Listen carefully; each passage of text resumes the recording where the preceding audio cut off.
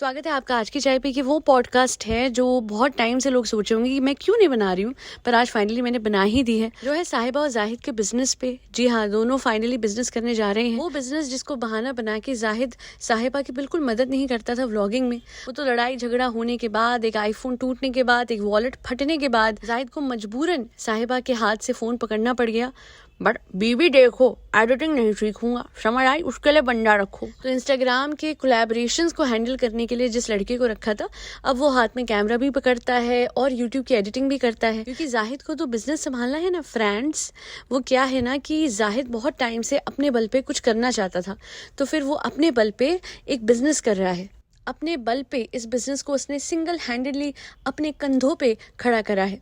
और ये वो पहले नहीं कर पाया। आज वो शायद 35 साल का हो गया है। अपनी एज बता रहा था ना, क्योंकि शायद जो हम एज बताते हैं वो सब गलत होती है। तो चलिए इनको मान के चल लेते हैं, शायद ये 35 साल, 31 साल, 32, जितने भी साल का है, इस एज तक लोग अपना बिजनेस या फिर अपने आप को कुछ न कुछ तरीके से एस्टैब्लिश कर लेते हैं। अरे जाए रहने दो, हमने नहीं करा। हाँ, सऊदी गया था मैं, और सऊदी जाके मैंने बहुत मेहनत करी। करते रहते मेहनत, वहां से क्यों आ गए? आप लोगों को समझ में आ ही गया होगा कि मेहनत किस लिए हुई थी, शादी करने के लिए। वरना अगर हमेशा से सपना था इस जाहिद का कि वो बिजनेस करे अपने दम पे, तो फिर पापा के पैसे कम थे क्या? हमें एनएफ के थ्रू पता है कि जाहिद एक अच्छे खासे खाते पीते खानदान से है, तो फिर आज तक उसमें जिगरा क्यों नहीं हुआ कि वो अपने माँ बाप के पैसे लेके जाए और फिर बिजनेस करे? और तो और, वैसे ये खतरनाक आइडिया मैं देना नहीं चाहती हूँ जाहिद को, पर ये हाइपोथेटिकल सिचुएशन ले लेते हैं कि अगर ये इतना ही दिल से अपने दम पे कुछ करना चाहता था, तो कम से कम इतना ही कर लेता कि अपना यूट्यूब चैनल बना के उसकी अर्निंग से कुछ करता। पर ये कुछ भी अपने दम पे नहीं कर सकता था, ना करना चाहता था। वो इजी मनी अपनी वाइफ का जो अकाउंट में पड़ा हुआ था वो इसे दिखा। और अगर ये प्रॉपर्टी लेता तो ये बात, फ्रेंड्स मैंने जाहिद के नाम पे प्रॉपर्टी ली है, ये जो सालू आप ही है ना, ये भोली तो है नहीं बिल्कुल भी। तो कहीं ना कहीं प्रॉपर्टी वाली बात बाहर आ जाती है। हालांकि मुझे अभी भी लगता है कि शायद मुंबई वाला घर जो दूसरा लिया है वो जाहिद के नाम पे लिया है, इसलिए ज्यादा डिस्क्लोज नहीं करा है कि उसकी ओनरशिप जो है वो किस पे है। पर ये जो बिजनेस है, ये जाहिद का तरीका है to literally extract money from Sahiba. और ये सीधे तौर से, मैं सीधे शब्दों में कह रही हूँ, विदाउट शुगर कोटिंग एनीथिंग। और मैं यहाँ पे बहुत सारे लोगों का ये डाउट भी क्लियर कर देती हूँ कि जब कहा जाता है कि जो लड़के का है वो लड़की का है, जो लड़की का है वो लड़के का है, तो बिल्कुल, तो फिर सही मायने में हो ना।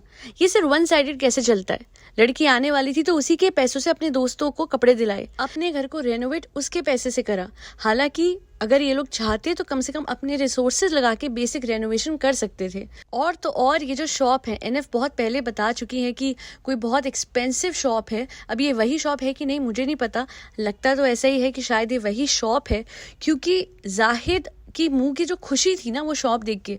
ये रेंट पे ली गई है तो बेवकूफ़ी है, बिकॉज बहुत एक्सपेंसिव रेंट होगा। बट अगर ये खरीदी गई है तो हो सकता है, I am not sure about it, पर हो सकता है कि शायद ये जाहिद के नाम पे ली गई हो। और जब सिग्नेटरी जाहिद होगा, इस बिजनेस को हैंडल जाहिद करेगा, तो फिर रोकड़ा कौन खर्चेगा? जाहिद खर्चेगा। और रोकड़ा आएगा कहाँ से? दूसरी बिजनेस पार्टनर से। कौन है वो? मैं करूंगी ना खर्चा मेरे जाहिद पर, जैसे भाभी ने किया था ना। कोई जरूरत नहीं है साहिबा, अब तो वो बिजनेस पार्टनर है, उस पर अथॉरिटी होगी, वो डायरेक्टली खर्च लेगा। अब तो तुम्हें ओटीपी देने की भी जरूरत नहीं पड़ेगी। आप देखना, जो तुम्हारा है वो उसका होगा। बट ऐसी सोच ये रखता है वो मैं नहीं कह सकती हूँ, बिकॉज आपके सामने था जब इसका पहला बर्थडे था शादी के बाद साहिबा का, तो ये पहले से कुछ भी कोई गिफ्ट नहीं लेके आया था। ये बहुत बेशर्मों की तरह इससे गिफ्ट ले लेता है, पर इसके पैसों से, साहिबा के पैसों से भी। आपको पता है इसने क्या दिया था साहिबा को? एक कप लेके दिया था, वो भी रस्ते में इसने खरीदा था, बिकॉज इसने कुछ लिया ही नहीं था। एक बार और गिफ्ट दिया था तो उंगली जितना टेडी बियर। देखिए क्या होता है ना, लोग बोलेंगे नियत होती है, तुम जेलस हो, तुम नियत को देखो। तो मैं कहना चाहूंगी मैं जेलस नहीं हूं, बिकॉज नियत है तो साहिबा से किस नियत से ये आईफोन लेता है?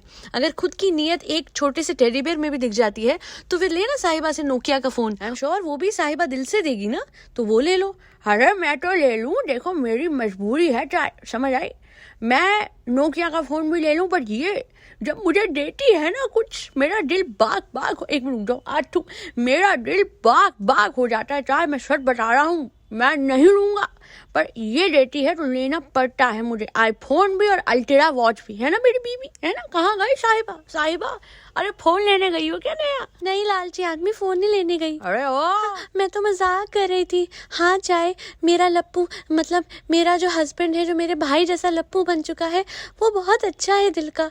बेचारा मेरी पुरानी, मतलब मेरी 6 महीने पुरानी एप्पल वॉच पहन के घूम रहा था। पता नहीं कैसे सह रहा था वो ये जुल्म। फिर मैंने उसको अल्ट्रा दिलाई और अल्ट्रा लेके वो बहुत अल्ट्रा हैप्पी हो गया। मैं कैसे सह लेती, बेचारा इतना जुल्म सह रहा था।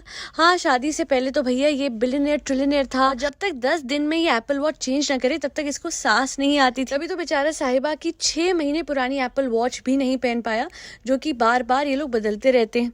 तो इतना ही कहना है कि अगर नीयत की बात हो तो दोनों तरफ से बराबर हो, अगर एक करे तो दूसरा भी करे। एंड फाइनेंशियली स्टेबल है ये, पर अपनी तरफ से हार्डली कुछ करता है। और आप लोग ऑब्जर्व कीजिएगा इसका बिहेवियर जाहिद का। ये फॉर एग्जाम्पल इसके बर्थडे पे बहुत लैविश डेकोरेशन कर रहा था, बहुत कुछ कर रहा था, तो वो कहीं ना कहीं इसलिए करता है because he aspects a lot in return. या फिर इसको ताज़ा ताज़ा कुछ मिला होता है तो ये ऐसा रिएक्शन देता है कि अपनी वाइफ से कितना प्यार करता है, उसको कितना पैम्पर करता है। बस सच में हमको भी पता है कि खुद साहिबा ने एक वीडियो बनाया था कि फ्रेंड्स इसे गिफ्ट देना नहीं आता, ये सब बातों में ये नहीं है। अब कैसे आ गया? अब कैसे इसे आ गया कि बर्थडे पे इसको कैसे डेकोरेशन करवानी है? पता है कैसे? ATM करो। अरे चाहे बात बात पे तुम क्या लेके आ जाती हो? हाँ यही है इसका सच। हाँ ये पैसों के लिए मेरी जी हजूरी करता है। हाँ ये मुझसे बहुत लड़ता भी है। और हाँ, जो आईफोन टूटा था वो इसी ने दे के मारा था, क्योंकि ये एडिटिंग भी नहीं करना चाहता, ये शूटिंग भी नहीं, कुछ नहीं कर सकता ये लप्पू आदमी। अरे साहिबा, मुझसे लड़ रही हो या फिर उसके पॉइंट्स बता रही हो कि वो लप्पू क्यों है? खैर इतना मैं जरूर कहूंगी कि बिल्कुल एक बहुत बड़ा मिशन था साहिबा का लाइफ में कि उसे खाने के लिए एक बहुत ही परमानेंट बहाना मिल जाए, और अब वो फुलफिल हो चुका है। बिजनेस होता तो या तो गोटा पत्ती का होता, या सूट का, या फिर रेस्टोरेंट का। और रेस्टोरेंट का क्यों है? हम सबको पता है कि डेली जो जंक फूड है वो खा सके। फ्रेंड्स मेरा रेस्टोरेंट है, मुझे यहाँ पे चखना तो पड़ेगा ना कि क्या बन रहा है। अगर मैं चखूंगी नहीं, नमक नहीं बताऊंगी, तो फिर खाना स्वाद अनुसार कैसे बनेगा फ्रेंड्स? मजबूरी है फ्रेंड्स। हाँ भैया, वेटर लेके आओ, लेके आओ, 8 नान लेके आना। तो टेस्ट करना था ना साहिबा, ये 8 नान से चाय चुप कर जाओ। हर नान में कितना टेस्ट आ रहा है मुझे ये भी तो देखना पड़ेगा ना। हद हो गई, हर बात पे टोका टाकी करते रहते हो तुम। जो आदमी इसको बैठ के मुदाहा में बोल रहा था, अरे बीवी 500 किलो की हो जाओ, 800 किलो की हो जाओ, हमें फर्क नहीं पड़ता, वो जब ये वड़ा पाव खा रही थी जो खिजा ने बनाया था, तो तब कैसे फर्क पड़ गया जाहिद को? मैं आपको बताऊं क्यों पड़ा।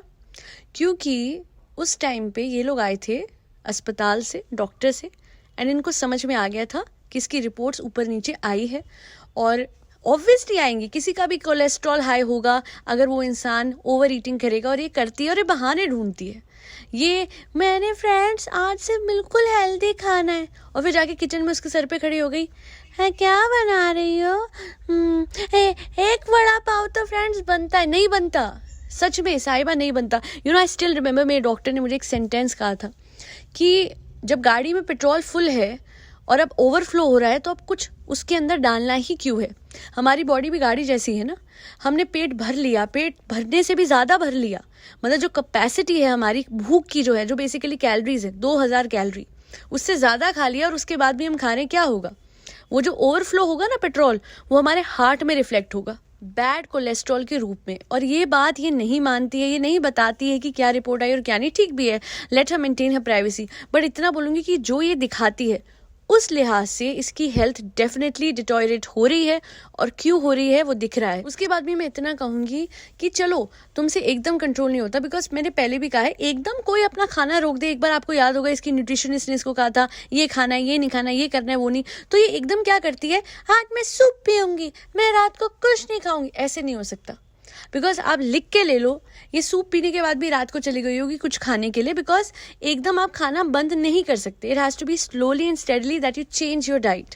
काइजन का बताया था ना मैंने कि धीरे धीरे कम करिए, एकदम ठक करके करेंगे अगले दिन डाइट टूट जाएगी। बिकॉज आप अपने आप को एकदम से भूखा नहीं रख सकते, बिकॉज आपको ये पता होना चाहिए कि अभी जो आपके पेट की, आपकी स्टमक की कैपेसिटी है वो बहुत ज़्यादा है, बिकॉज आप रोज़ बहुत ज़्यादा ओवर ईटिंग करते आए हो।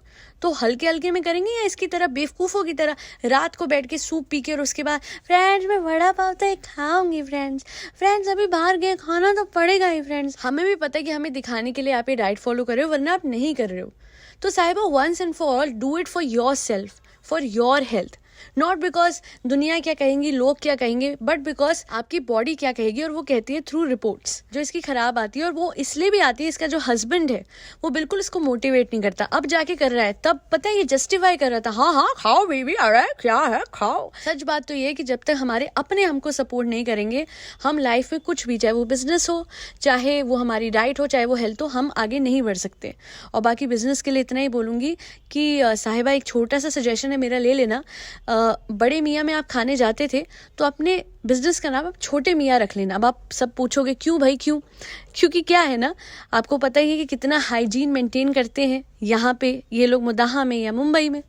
अब जब रेस्टोरेंट खोलेंगे तो वहाँ कैसा हाइजीन मेंटेन करेंगे वो भी आप लोगों को समझ में आ ही रहा होगा, मुझे बताने की ज़रूरत नहीं है। जो लोग खुद नहीं नहाते हैं वो खाने की जगह को क्या मेंटेन करेंगे। तो जैसे बड़े मियाँ में सबको याद है न्यूज़ में आया था, चूहा मिला था। तो आई एम रियली एक्साइटेड कि इनके रेस्टोरेंट में क्या मिलेगा खाने में। तो इसलिए मैं सोच रही थी कि नामकरण करना हो तो छोटे मियाँ रख देना। और आज मैं इतना कहना चाहूँगी कि फाइनली जिस वजह से जाहिद ने इसके साथ शादी करी थी, चाहे वो स्टार्टिंग में कितना नाटक करते रहा अच्छे होने का, अपनी एक फेक पर्सनालिटी बना के रहा था स्टार्टिंग के महीने कि बहुत सिंपल है, इसके पैसों में ज़्यादा इंटरेस्टेड नहीं है, आज उसका सारा का सारा सच जो है वो सामने आ गया है।